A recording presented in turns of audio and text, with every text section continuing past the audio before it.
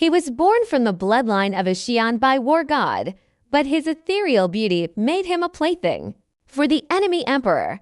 He and his sister served the same man. After 12 years of torment, he took his revenge, not on his enemies, but on innocents. This is Murong Chong, the Phoenix Prince, shackled by 3 fatal contradictions, spiraling into a blood-soaked abyss. Today, we tear off the veil of history and ask, if fate could be rewritten, could this doomed cycle be broken? Murong Chong was born of the proudest blood, the Xianbei warriors, who conquered empires on horseback. He was meant to be a warlord, but heaven cursed him with beauty. At just 12, the fallen prince was paraded as spoils of war. Fujian, the so-called benevolent emperor, stripped him of honor and dignity. Not a canary in a golden cage, but a child concubine with no escape. 1 male, 1 female. Both entered the Purple Palace. A cruel jest whispered through Chang'an's alleys. This was the first curse. His warrior's blood was shattered by the very face he bore.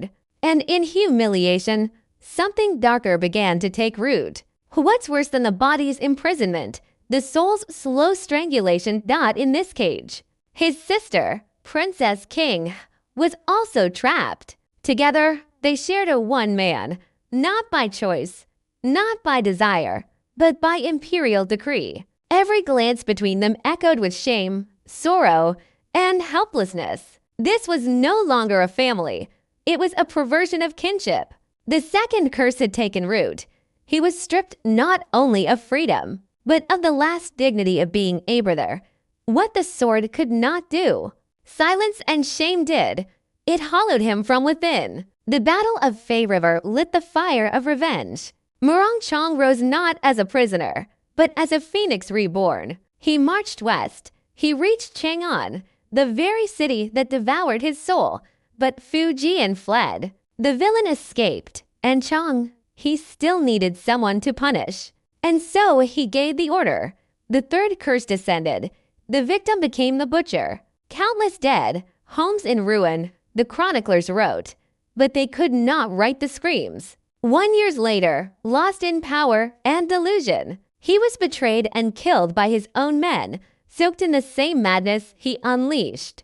The dragon slayer became the dragon. Murong Chong's tragedy is a requiem, born of history's cruelty and the soul's collapse. Warrior blood, broken by beauty. Family bonds, defiled by power. Justified revenge, twisted into atrocity. Could he have escaped this fate? Could he have resisted the curse of his face? Could a 12-year-old prisoner defy an emperor? Could a heart, festering with hate for 12 years, show mercy when victory finally came? Or was it doomed from the moment his kingdom fell? His life is a mirror of trauma, power, and the dark-shaped grief takes when there's no one left to blame. They called him Phoenix, but he rose not to shine, but to burn. And in understanding this, maybe we glimpse not just his fate, but our own capacity for darkness. Did Murong Chong's story leave you shocked or sorrowful? Of the 3 curses, which one do you think sealed his fate?